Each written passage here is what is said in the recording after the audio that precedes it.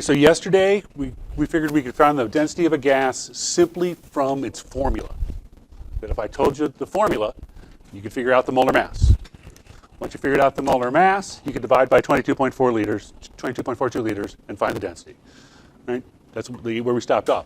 So that means if I know the molar mass, I know the density. So it's got to be true that if I know the density, I know the molar mass. Does that make sense?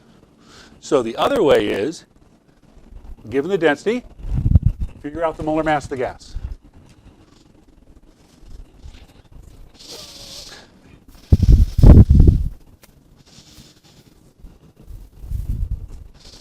Okay.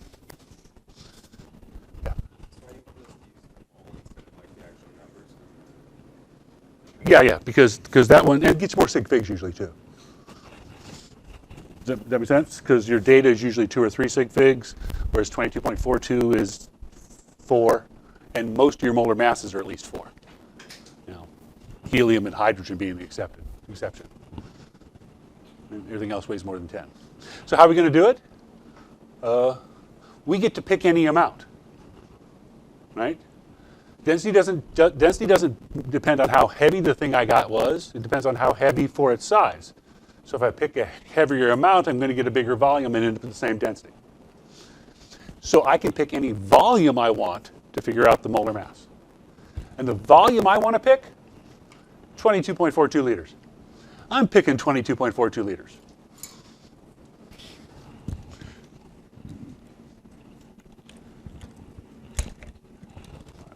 Where all my 2's went to. Why would I do that?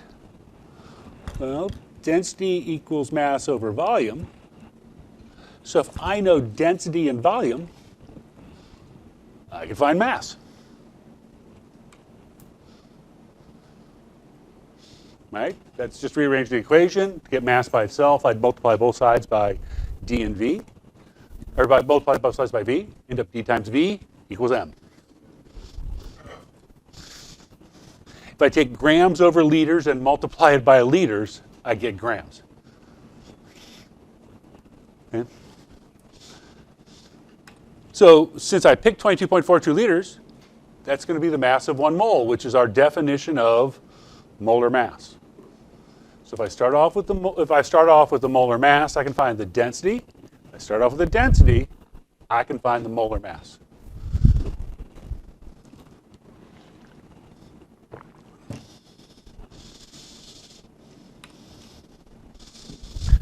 So what is the molar mass of a gas that has a density of 1.964 grams per liter?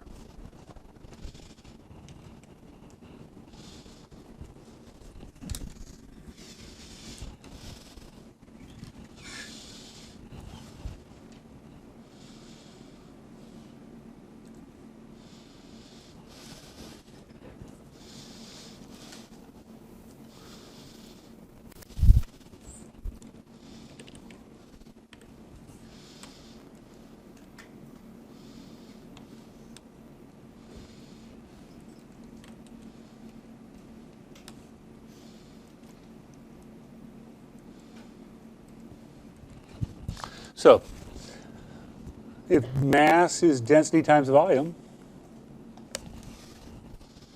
I just have to take 1.964 grams over liters and multiply it by 22.42 liters. And that's it. 1.964 times 22.42 is, with 4 sig figs, I got 44.03 grams.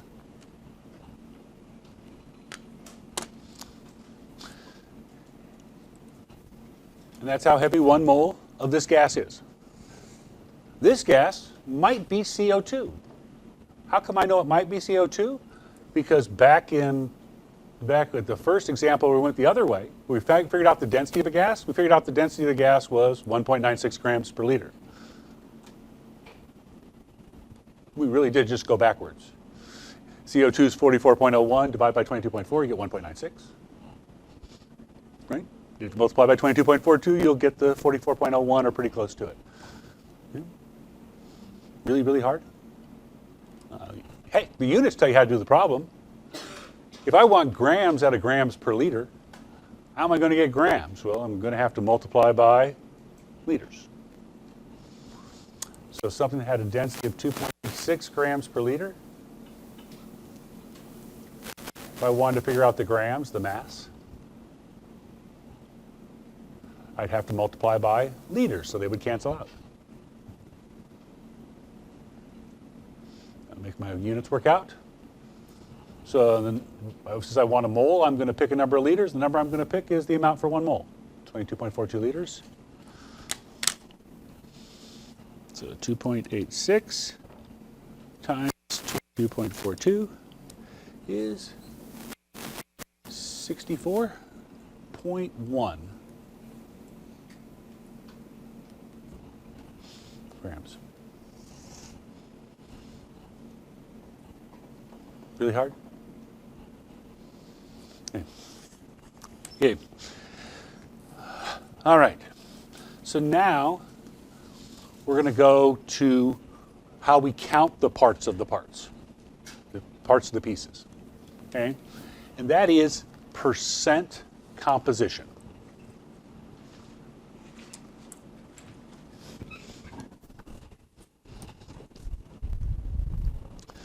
So percent composition, the percent it's composed of. Well, what's a percent? It's a per 100, right? If we're out of 100, that's how much I'd have. So this is like all percents. How much I have out of the whole thing times 100%. Because you're really setting up this ratio. Percent is to 100% as part is to whole. It's really just a ratio out of 100. We always move decimal points around and rearrange it because it's easier to do the math that way, but that's where we're really starting. The percent is to 100% as the part is to the whole. So when I rearrange it, this goes and turns into that. Right? So if I want to figure out the percent composition, I need the mass of each piece, and I need to divide by the total mass.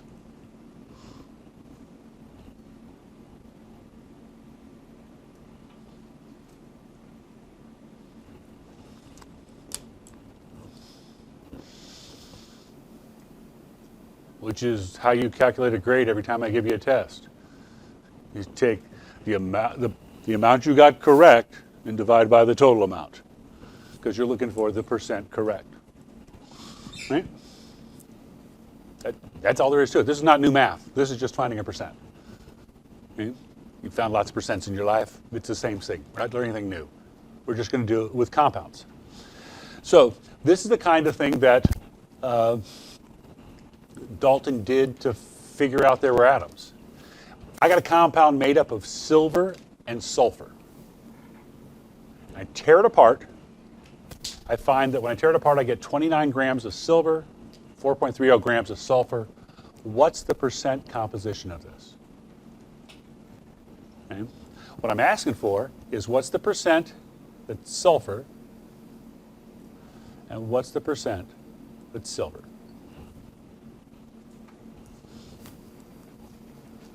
So I want the grams of sulfur over the total grams, and I want the grams of silver over total grams. I'm going to multiply both those times 100%. Are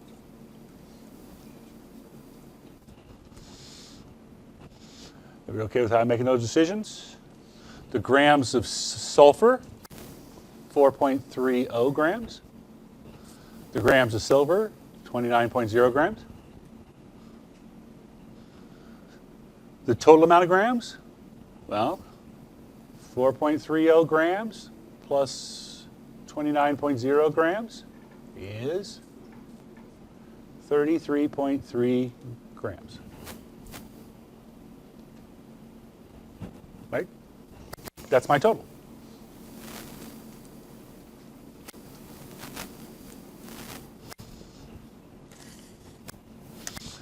And 4.3 divided by 33.3 times 100. With 3 sig figs is 12.9%. And 29 divided by 33.3 times 100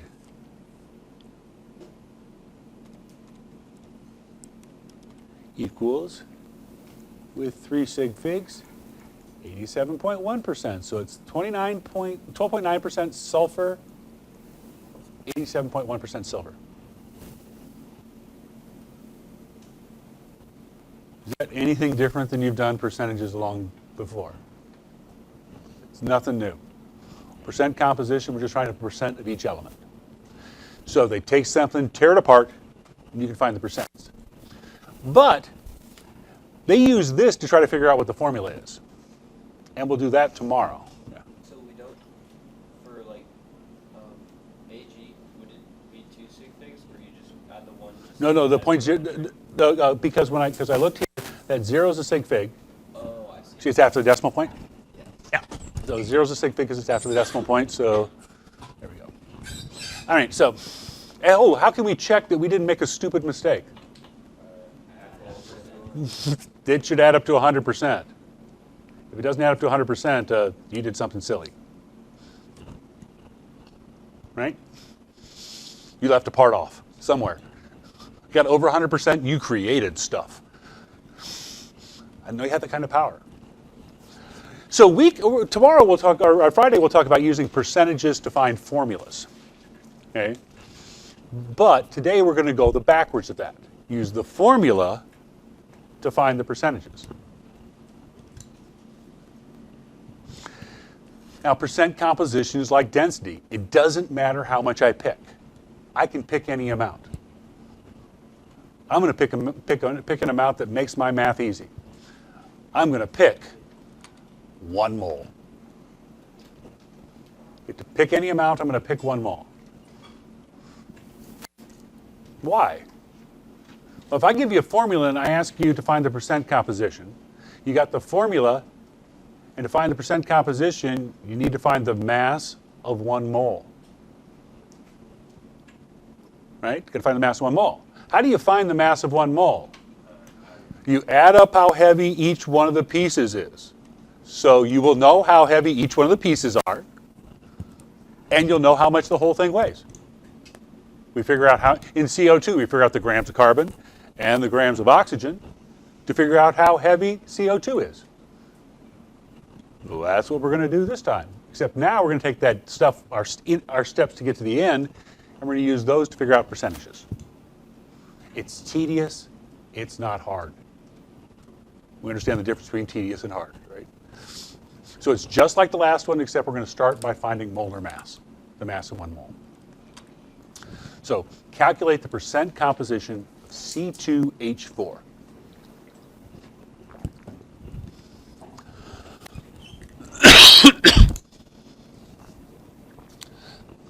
So if we assume 1 mole, then I would have 2 carbons and 4 hydrogens. A mole of carbon weighs 12.01 grams. A mole of hydrogen weighs 1.01 grams.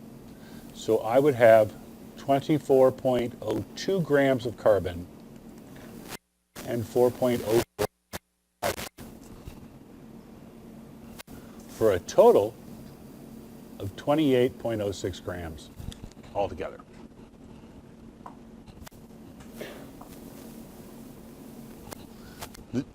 Have you done math like this week? Ooh, once or twice, right? Find out how heavy a mole is. Okay. Now that I have those numbers, I've got all the numbers I need to find the percent composition. Because the percent carbon and the percent that's hydrogen. That's going to equal the grams of carbon, 24.02 grams of carbon, divided by the total, 28.06 grams, times 100%. The 100% is a definition, so we don't worry with sig figs. So I got both my numbers have 4, so I should have 4 sig figs in my answer. I take the 24.02 divided by the 28.06 times 100, and I get 85.60%. And the percent that's hydrogen, well, the total is still 28.06 grams, and I've got 4.04 grams of hydrogen. So 4.04 divided by 28.06 equals, okay, this has, 404 has 3 sig figs. The bottom one has 4, and the percent's unlimited, so I can only have 3 figs. 0.4% hydrogen.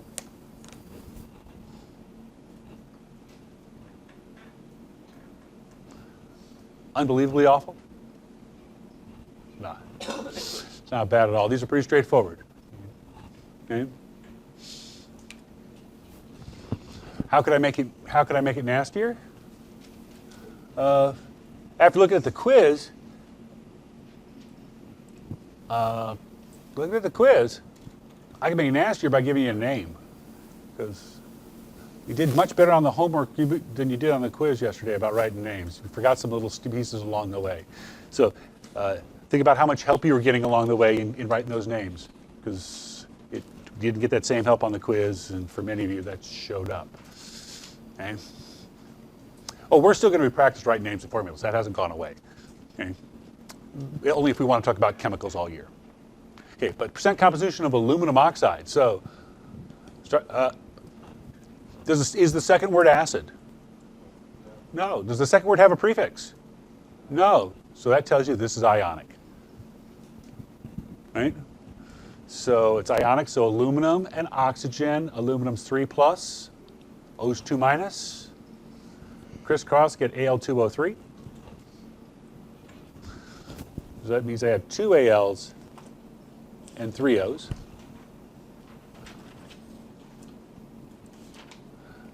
Aluminum is 26.98 grams for each mole. Oxygen is 16.00 grams for each mole. So that is 53.96 grams of aluminum and 48.00 grams of oxygen. 101.96 grams altogether.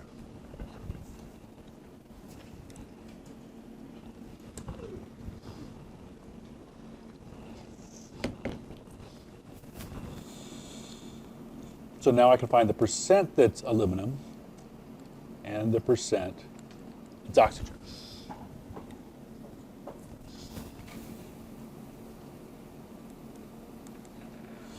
And now it's just a matter of copying numbers.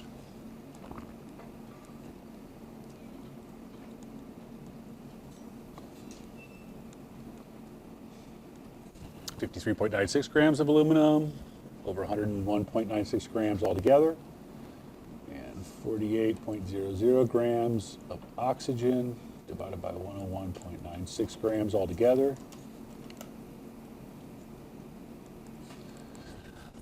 First one has 4 sig figs and 5, so my answer should have 4.